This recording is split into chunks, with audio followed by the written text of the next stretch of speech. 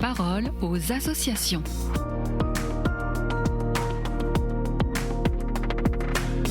Bienvenue dans la parole aux associations. Aujourd'hui, je suis avec Kevin Tanguy pour l'aide à l'église en détresse. Bonjour Kevin.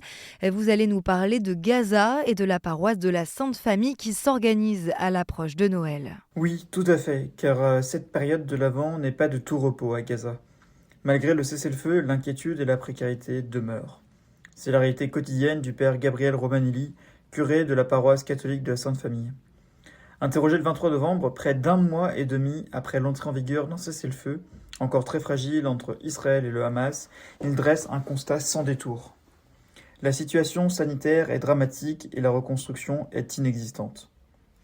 Le monde doit savoir qu'ici, plus de 2 millions de personnes n'ont rien et ont besoin de tout, alerte-t-il. Cela signifie manquer d'eau potable, d'électricité, de soins médicaux et même des moyens les plus basiques pour nettoyer ou réparer ce qui a été détruit. Les infrastructures vitales sont hors service et les engins nécessaires pour déblayer les rues et les habitations font cruellement défaut. Depuis la trêve du 10 octobre, chacun tente, à son humble niveau, de rebâtir Gaza. Mais comment reconstruire sans matériaux, sans machines et sans perspective ? Il n'y a aucun signe de reconstruction, le manque de moyens fait souffrir et l'absence d'avenir empêche de vivre sereinement, ajoute le père Romanelli. Malgré le cessez-le-feu, on ne parle donc pas encore de rebâtir Gaza, l'urgence reste celle de survivre au jour le jour. Le père Romanelli lance aussi un appel clair à la communauté internationale. Il rappelle que vivre sur cette terre est un droit fondamental, conforme au droit international. Et il insiste sur la prière. Il faut prier, beaucoup, pour la paix, pour les habitants de cette terre sainte à Gaza comme en Palestine et en Israël. Ce cessez-le-feu a-t-il quand même eu des répercussions positives ? Oui, le cessez-le-feu a apporté un souffle, fragile mais réel. Malgré des bombardements les 19 et 22 novembre, l'aide humanitaire circule davantage. Dès le début de la pause dans les combats, le patriarcat latin de Jérusalem a réussi à faire parvenir un important ravitaillement, permettant ainsi d'aider plus de 12 000 familles. D'autres organisations distribuent fruits, légumes et produits de base. Mais les besoins dépassent largement les capacités. Et même si les prix baissent sur les marchés, beaucoup n'ont tout simplement plus les moyens d'acheter. À l'approche de Noël, la paroisse tente malgré tout de se projeter.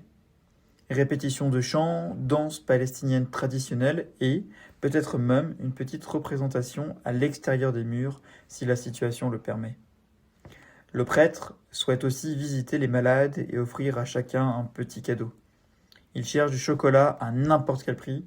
Cela fera du bien à tout le monde, confie-t-il. La vie spirituelle, elle, reste intense.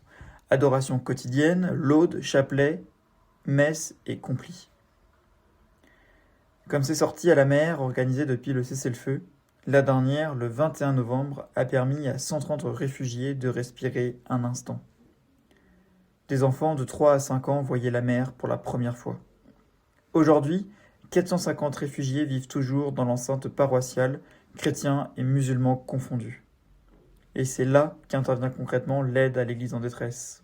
L'AED travaille en lien étroit avec le patriarcat latin de Jérusalem pour soutenir Gaza et la paroisse de la Sainte Famille, en envoyant notamment une aide d'urgence, nourriture, produits d'hygiène et soutien matériel.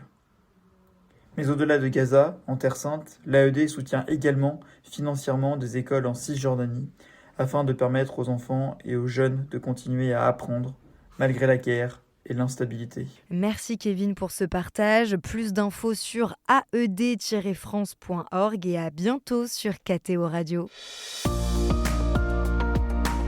La parole aux associations.